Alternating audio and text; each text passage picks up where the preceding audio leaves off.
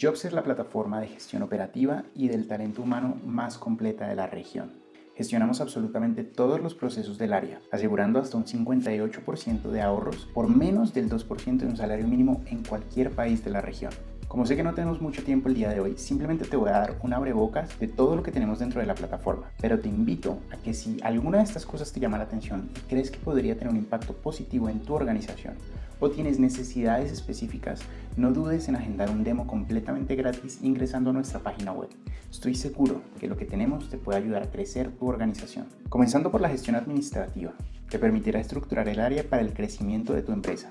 Esta herramienta te permitirá estructurar las áreas de tu organización, los tipos de contrato, los niveles de cargo e incluso la documentación requerida por cada miembro de tu organización. Adicionalmente, te generará reportes como la bitácora de movimientos, que te permitirá realizar un control y seguimiento de cada proceso y miembro de tu organización. También tenemos la gestión de la contratación, que te permite realizar el plan de carrera y la trazabilidad de los contratos y de los miembros de tu empresa. Te generará desde los reportes más sencillos como el reporte de cumpleaños hasta los reportes más complejos como el índice de compleción de la documentación y la demografía actual de tu empresa. El módulo de gestión del conocimiento te permitirá crear cursos y capacitaciones para cada miembro de tu empresa. Adicionalmente, te permite llevar un reporte de aprendizaje y de compleción de cada uno de los materiales. Algunas empresas que utilizan Jobs como su solución tecnológica incluso están haciendo todo el proceso de onboarding digital utilizando esta herramienta.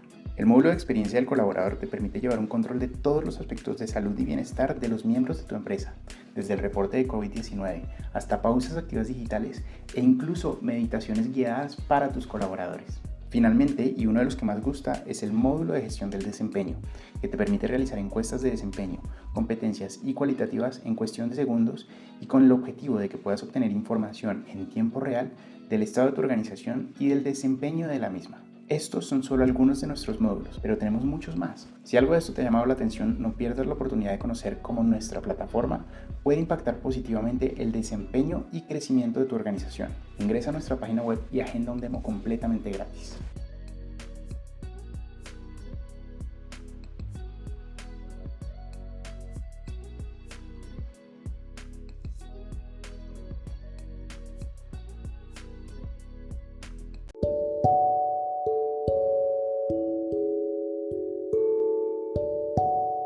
En el podcast de hoy, nuestra CEO Yolima Restrepo habla con Andrés Cano.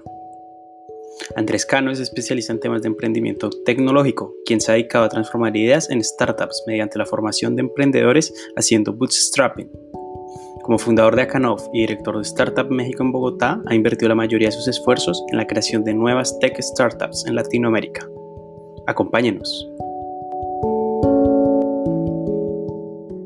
Hola, buenas tardes, queridos oyentes de los podcasts de Jobs. Hoy estamos con un invitado especialísimo, Andrés Cano, nos está acompañando. Bienvenido, Andrés, a estos podcasts. Hola Yoli, ¿cómo estás? Acá feliz de compartir este espacio con ustedes. Acá, mejor dicho, emocionados de empezar.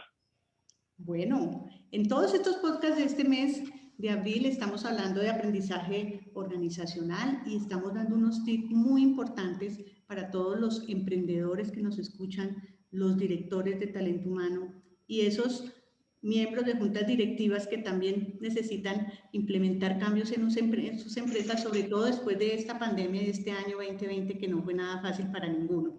Entonces, hoy Andrés nos va a hablar sobre la fábrica del cliente, una temática bien interesante, bien compleja y que tiene muchos tips que darnos hoy. Entonces, Andrés, bienvenido y cuéntanos qué es esto de fábrica del cliente. No, pues acá, como te venía diciendo, y lo chévere de la temática que estamos hablando hoy, parte de la base de un marco de innovación de una metodología que se llama Lean. Obviamente que esto es un poco más evolucionado, no es el Startup Lean que todo el mundo habla o el libro. Esto va más enfocado a la evolución que creó Ash Maurya sobre la base de Rolling Lean y Scaling Lean, que son dos libros muy buenos y recomendados.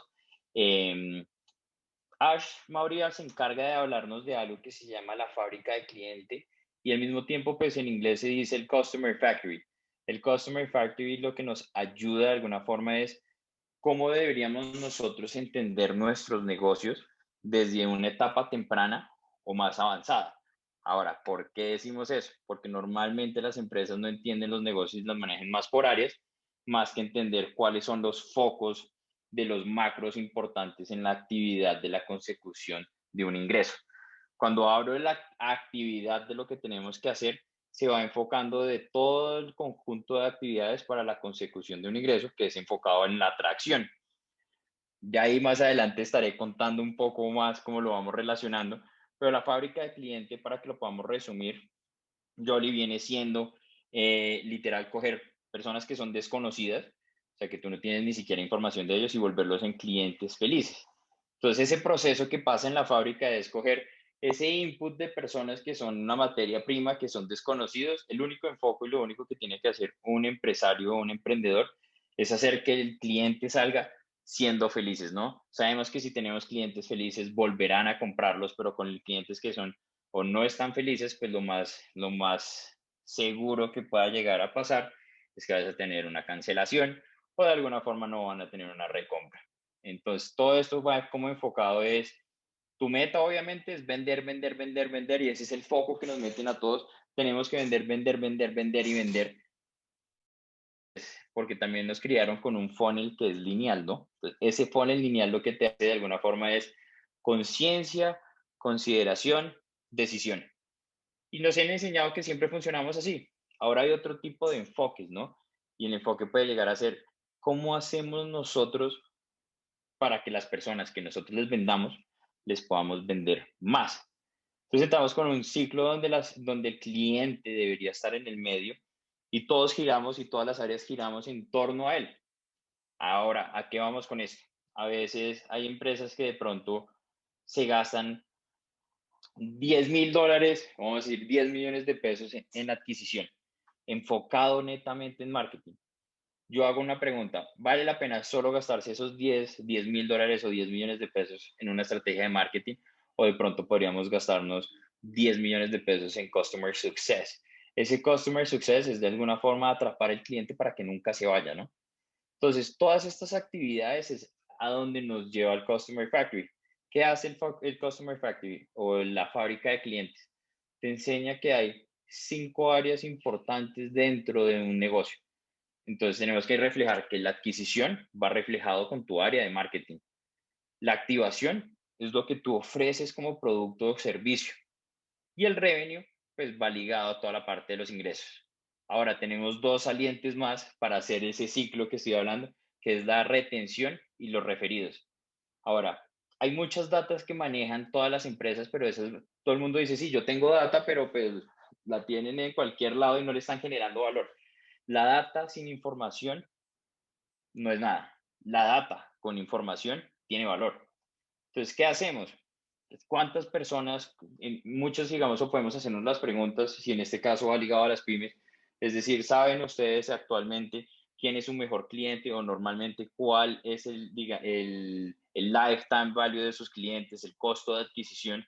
No el costo de adquisición ligado a lo que viene siendo con solamente marketing, ¿no? El costo de adquisición va hasta con la operación, con la fuerza de venta, con todo. Y toda esta información es lo que nos sirve a nosotros medir para crecer. Pero de alguna forma sí debemos dividirlo en alguna de estas áreas o macros dentro del negocio.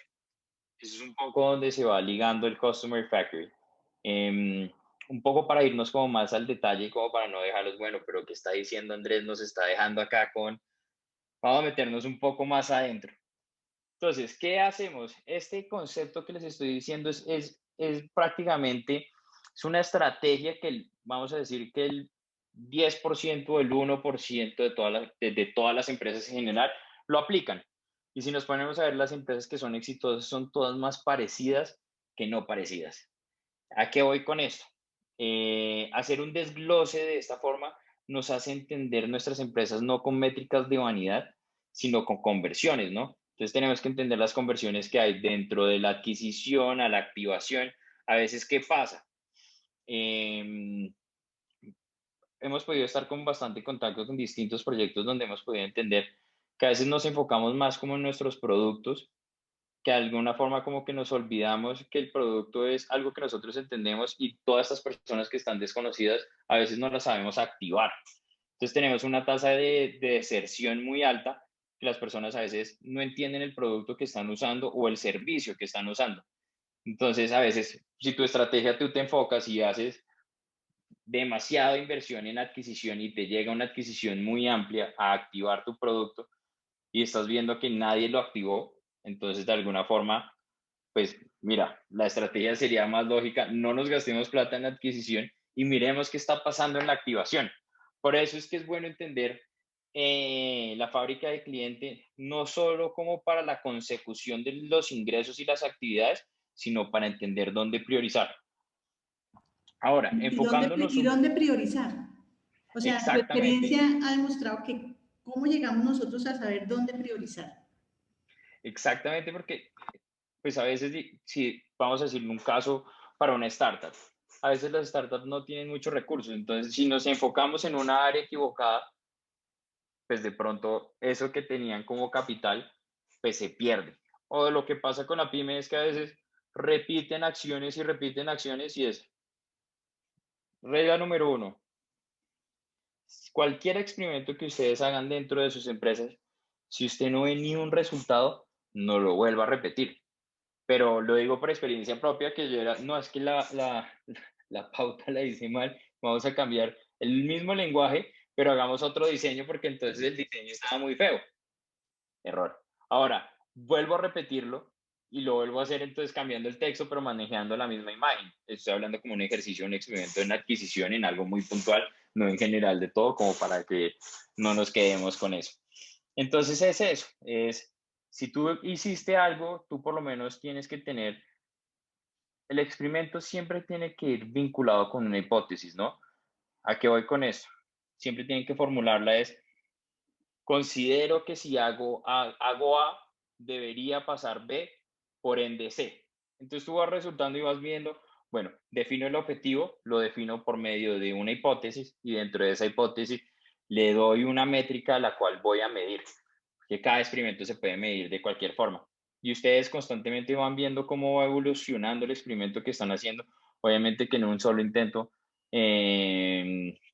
no va a decir que de pronto les vaya a cambiar la vida, pero por lo menos lo están midiendo, ¿no? Cuando se hacen estos experimentos no es que vas a tener un resultado demasiado positivo, sino son resultados pequeños. Vamos a decir que el resultado que estabas esperando por lo menos fue un 2%. Y ese 2% pequeño acumulado, si tú lo haces en un seguimiento de 17 semanas o 15 semanas, haces el acumulativo de todos esos y ya te marca la tendencia. Y uno va diciendo, pues no es 2% porque si sumas eso por los 17 y los divides por el número que tienes, de alguna forma te da ese porcentaje. Eh, Eso es un lado para seguir comentando lo que estabas diciendo de priorizar, pero entonces hay que priorizar y también saber qué hacer dentro de esa priorización. Eh, Ahora, un poco como que no me metí mucho en el cuento, en el sentido de que quería decirles, bueno, a qué va enfocado cada cosa. La adquisición, que viene siendo el paso número uno dentro de la fábrica de cliente, hace referencia a de dónde nos están viendo o cómo hacemos para que se volteen a vernos. Es la sección que yo digo, cómo nos volvemos los sexy suficiente para que se volteen a vernos. Como pasábamos ahí de novia fea, ahora, ¿quién se voltea a vernos a nosotros? Acá salimos al mercado, ¿quién está? Todo esto también depende del modelo de negocio, ¿no? Eh, Pasando a la parte de la adquisición, la activación es un área demasiado, o vamos a decir, es una macro muy importante porque hace referencia a tu primer contacto de tu cliente slash usuario, no cliente, sino de tu usuario con tu producto o servicio. Es una persona que es un desconocido, que ahora es un lead, que está interactuando con lo que tú estás ofertando y a veces lo que pasa es, dentro de eso, es que tú ves, no sé, servicios o estás viendo productos donde se enfocaron, no sé, 200 no sé, demasiado tiempo desarrollando o creando que no tienen ni la mínima paciencia o de dedicación de mirar, oiga, la persona ya entró, ya llegó a su casa, le tocó la puerta, lo está usando, ¿cómo hacemos para enamorar a esa persona? Y eso se hace es indagando, conectando, mirando cuál es el engagement o cómo está convirtiendo la persona con lo que nosotros le estamos ofertando, ¿no? Eh, Muy importante la activación en cualquier tipo de modelo de negocio. Lo otro que tienes, pues obviamente, son los ingresos, ¿no? los ingresos / revenue van enfocados 100% a, obviamente, entender el Customer Life Value o el Lifetime Value de nuestros clientes. Y es decir, durante la vida del cliente en promedio, ¿cuánta plata le ha dejado a usted? Y ahí vamos entendiendo, oiga, esto es importante entender porque ahora sí estamos diciendo, oye, no nos estamos enfocando en vender una vez, sino estamos entendiendo cuántas veces esa persona nos está comprando a lo largo del tiempo. Lo otro que tenemos que relacionar esa métrica es muy importante relacionarla con el costo de adquisición. Se hace de alguna forma referencia que el ratio tiene que ir de 3 a 1, ¿no? La persona te tiene que dejar o sea, 3 veces más plata de lo que tú te gastas una vez adquiriéndolo. Es un poco como el porcentaje. Si la data termina siendo al revés, significa que estás quemando mucha caja y por ende no es positivo. Parte lo siguiente, entonces, activación, producto, adquisición, marketing. Entramos entonces a la parte de ingresos, ventas. Y referidos viene siendo parte de servicio al cliente. En Latinoamérica no tenemos cultura de servicio al cliente.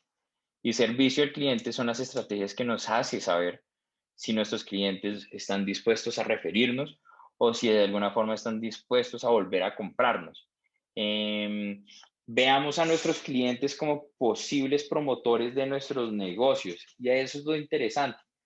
No nos enfoquemos con vender una vez, enfoquémonos a que nos ven, o sea, de vender más veces y que ellos de alguna forma, si vuelven, chévere que nos vuelvan a comprar, tenemos que garantizar que ellos nos vuelvan a comprar, pero al mismo tiempo podemos mirar que ellos pueden llegar a ser referidos, pueden estar en un plan de afiliados de nosotros o de alguna forma las personas son muy vivenciales hoy en día.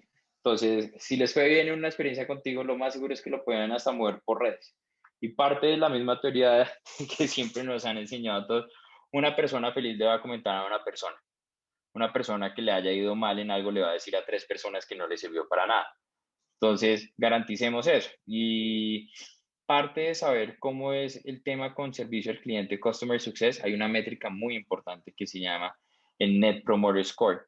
El Net Promoter Score, o en la abreviación viene siendo el NPS, nos explica qué tan satisfecha está la persona, ¿no? Y no importa, digamos, de la forma como tú quieras ejecutar ese NPS, si tienes un NPS que va de 9 a 10, vamos a decir que la persona lo más seguro está enamorada con lo que estás haciendo.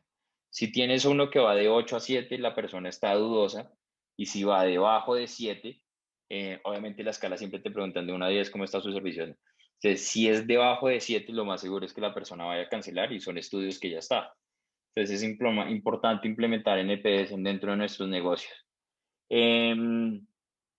Otra cosa que va ligado con servicio al cliente. Dale, perdón, Yo es que tengo me muchísimas preguntas porque este tema, mejor dicho, interesantísimo, pero un momentito allí en servicio al cliente es, ¿cuáles serían la métrica es NPS, pero cuáles serían esas preguntas claves que me llevan a esa métrica para poder medir ese servicio al cliente?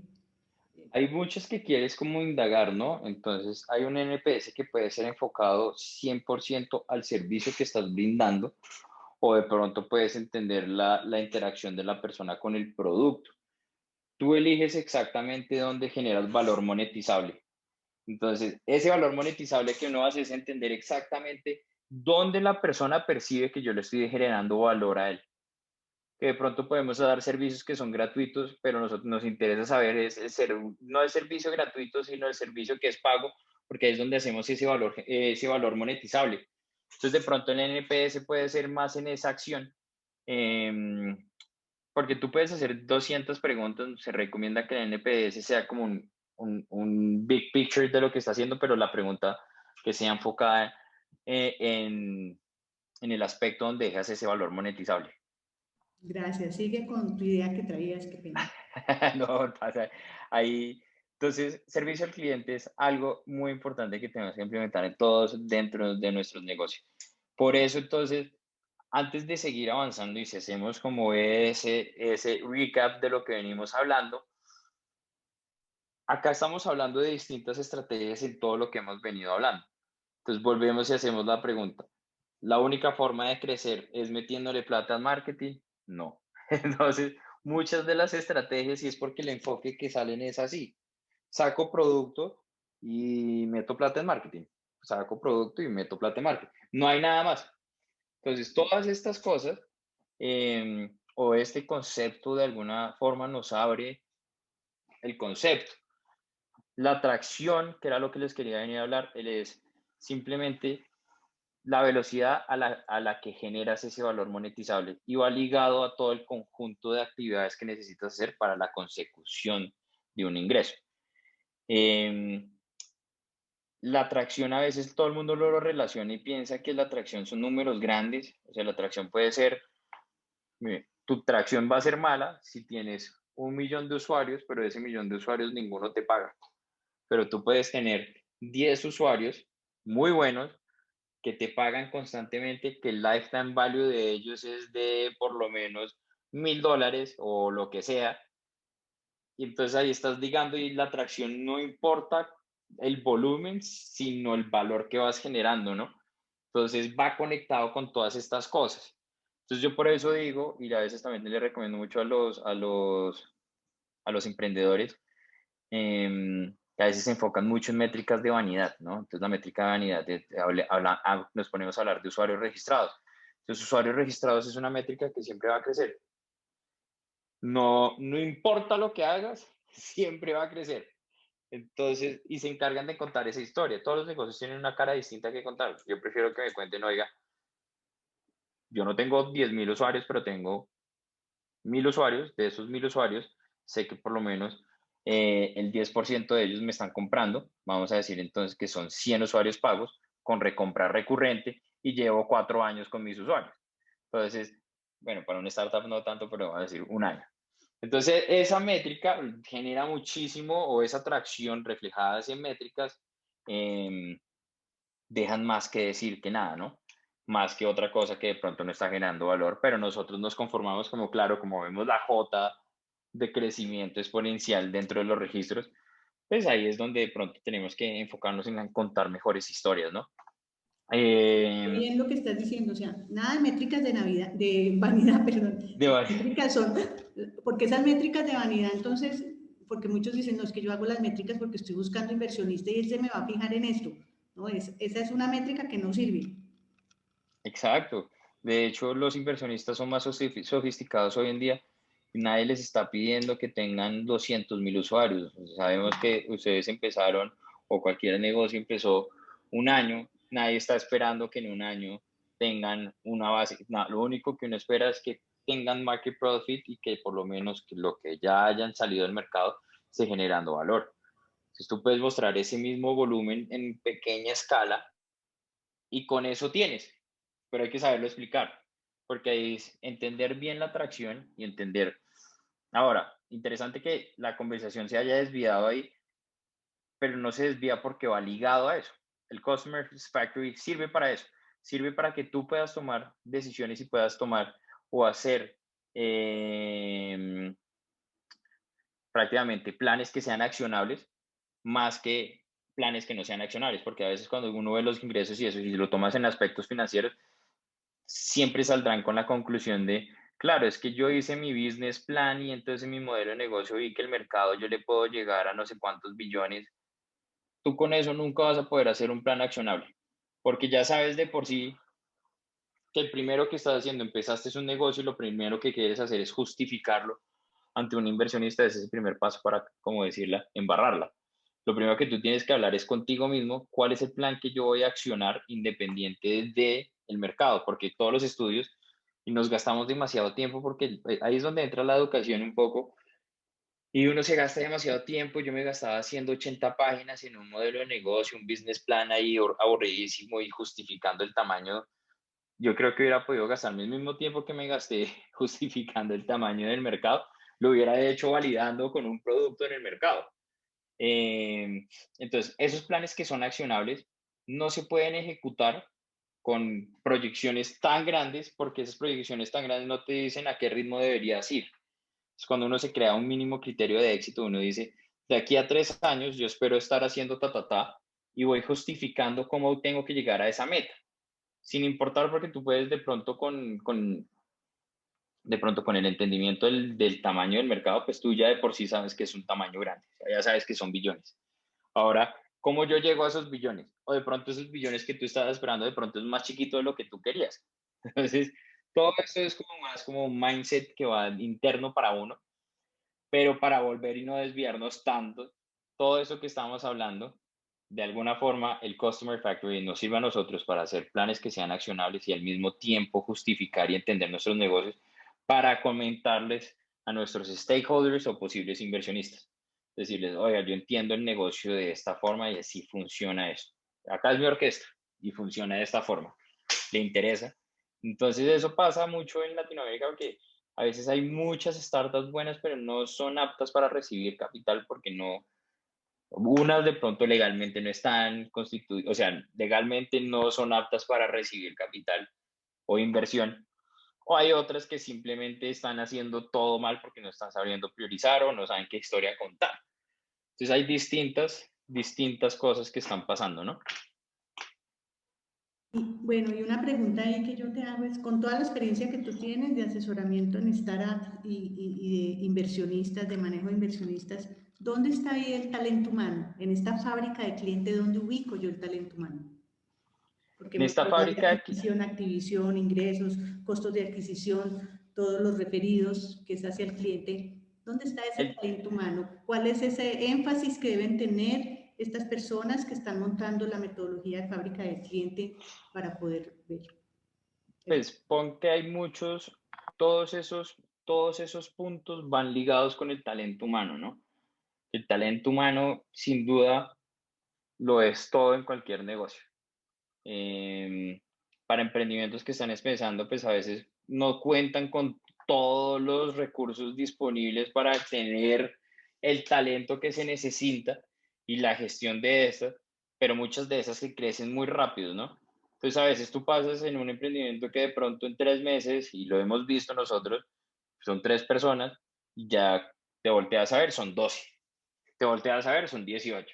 Que esta cosa tú tienes que escalar al mismo tiempo y el talento humano tienes que gestionarlo de alguna forma y es ahí yo creo que donde la expertise y obviamente los años que tú tienes sobre la gestión del talento humano, pues sí hacen valorar, ¿no?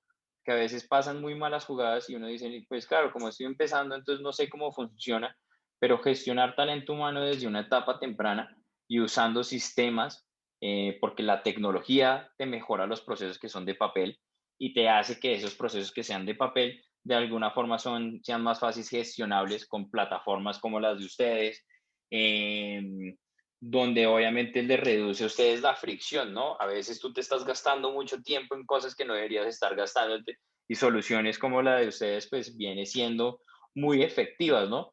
Entonces no es que uno necesite 200 colaboradores y uno puede empezar con su base, yo pues considero que de una vez que ya apenas tengan su primera contratación se puede implementar.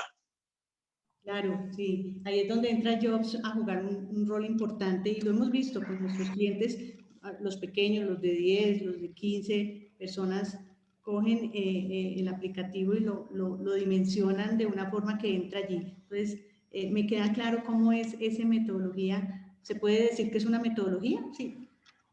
Sí, de Puede hecho ser. es una metodología y a mí me gusta llamarlo más que es como un marco de innovación un poco, porque Buenísimo. esto se puede aplicar en cualquier sentido. Y en cualquier tipo de organización, no necesitamos ser un emprendimiento para poder involucrar la fábrica del Y cliente. no tiene que ser solamente tecnológico, porque estas charlas las he dado en la Cámara de Comercio, en Invest en Bogotá. Entonces siempre me preguntan, ¿y es solo para tecnología? No, es en cualquier, o sea, esos 5 aspectos funcionan tanto en digital como no en digital. Bueno, y en toda esta experiencia que tú has tenido en la implementación de fábrica, ¿cuáles serían esos tips que nos puedas dar para poder implementarlo? Ya nos has dicho, estos son los pasos, hemos llegado hasta todo lo que es servicio al cliente. Si nos falta algún paso, pues lo podemos complementar y cuéntanos esos tips. Si digo, "Oiga, me ha gustado lo que está diciendo Andrés, yo lo quiero empezar a implementar en mi compañía, ¿cuáles serían esos tips a tener en cuenta? Los tips que yo diría son los siguientes. Es uno, tienen que abrazar el cambio. Si ustedes no están dispuestos a cambiar, muy difícilmente esta metodología les haga entender el valor. ¿Por qué? Porque va muy ligada también de los datos. Entonces, si no está uno capacitado o, mejor dicho, tenemos que primero aprender a medir. Una vez que aprendamos a medir, tenemos que ser consecuentes con la acción de hacer el seguimiento para medirlo sobre la base de semana a semana. ¿Por qué? Porque semanalmente ustedes deben tomar decisiones. No es que, yo vi el total de ingresos, el total de costos a cada 6 meses o a final de año. No, hay que tomar decisiones sobre el camino y ese camino es semanal. Entonces es muy importante que, que sean juiciosos en abrazar la metodología. Segundo, lo que tienen que tener como ADN es clientes felices siempre pagarán. Entonces, si uno no tiene clientes felices, pues lo más seguro es que no volverán. Entonces, si hay clientes que están felices, volverán.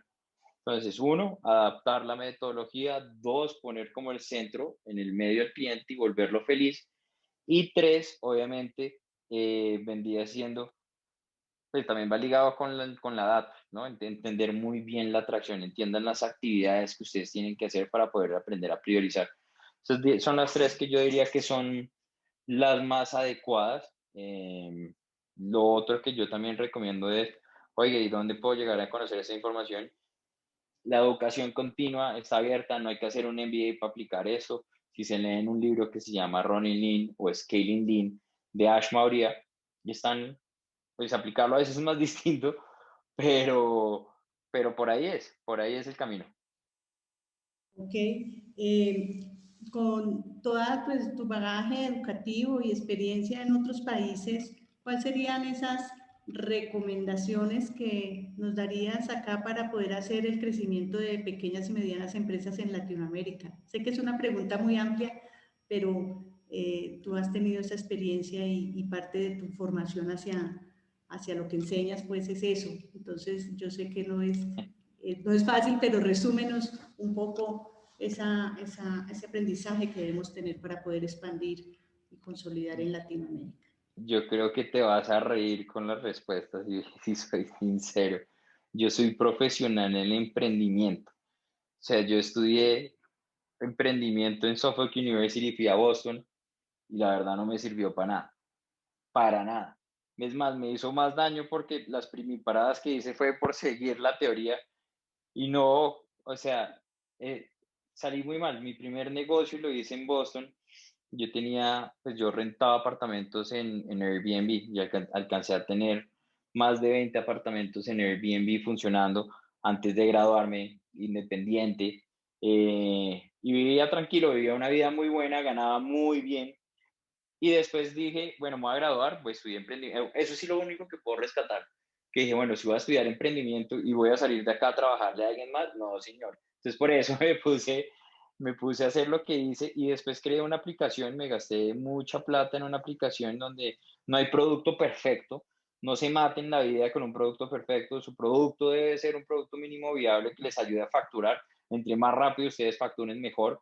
Me enseñaron la gestión de proyectos, pero así como un marco como el que estamos haciendo nosotros de innovación, donde les estamos explicando paso a paso a los emprendedores qué es lo que tienen que hacer. Yo nunca tuve eso. En mis épocas no existían incubadoras ni aceleradores, o que yo supiera, eh, y no había tanta asistencia como hay hoy en día. Aquí nadie está diciendo que alguien me vaya a decir con un palito mágico, mira Andrés, te voy a volver millonario o tu empresa será exitosa, pero sí puede ser más competitivo y competente, valga la redundancia en ese sentido.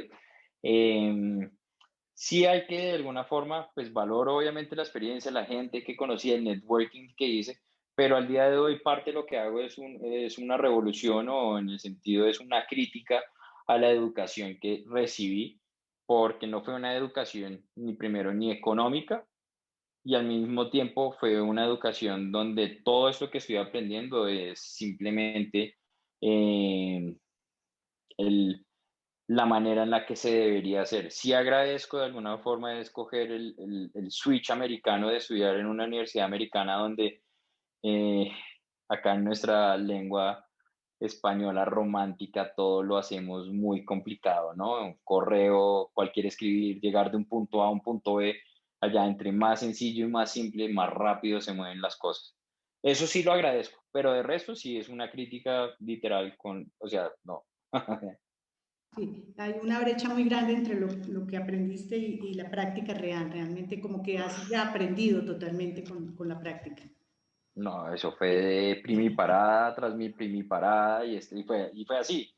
Totazo, totazo. Y bueno, dije, ya no lo voy a hacer más y desde ese momento que lo aprendí, no lo volví a hacer. Sí, entonces digamos que es un aprendizaje dentro de todo la actitud de cambio que debemos tener inclusive para utilizar estas metodologías y para volver a reiniciar. Y yo creo que después de la pandemia muchos emprendimientos y muchas empresas tuvimos que volver a reiniciar y con una actitud total hacia ese nuevo aprendizaje. No sé, Andrés, ha sido deliciosa la conversación contigo. Si quieres dejar un Igual. mensaje final para todos nuestros oyentes frente a ese tema que nos ocupó hoy y que nos dejas una gran semilla para poder seguir explorando. Sí, eso es un mensaje. Dejemos de ser, dejo la palabra que la rellenen. No podemos generar empresas por el hecho de pensar que son culo, generar productos, gastarnos plata sin sentido. Hay que validar, dedicarnos, los negocios requieren de 40 horas semanales. Hay muchas empresas o muchas personas que piensan que porque tienen la idea, pues que se va a vender la cosa. Entonces, por eso es 1% de inspiración, 99% de perspiration, trabajo, trabajo, trabajo, trabajo, trabajo. Las cosas no pasan de un día para otro, pero sí podemos hacerlo si le dedicamos trabajo. Si estás trabajando y de pronto quieres emprender, te dedico que no estés a media marcha, por lo menos media marcha, por lo menos dedícale 20 horas. Mínimo, como por decir, vamos a ver qué pasa. Cualquier negocio requiere de 40 horas semanales de dedicación completa de lleno. Hay una tasa Como muy mínimo. grande. Sí, mínimo. 75% de las empresas que empiezan se quiebran en los 3 primeros años. Y es una, conceptos, enamorémonos más del problema que estamos resolviendo, más del problema que de la solución. No, si pudiera diría un listado, pero pues es el proceso, es normal que uno pase por eso. Yo pasé por eso, lo estoy explicando, es normal que uno pase por eso, pero hay que aprenderlo. Ok, Andrés, muchísimas gracias por todo este aprendizaje del día de hoy y a futuro tenemos que hablar de muchos otros temas. Ay, así, Yoli, de verdad que muy rica esta tarde contigo y pues nada, felicitarlos por el gran proyecto que tienen y pues nada, ustedes saben que estamos acá para lo que necesiten. Muchas gracias. Andrés Cano nos acompañó hoy. Chao, oyentes.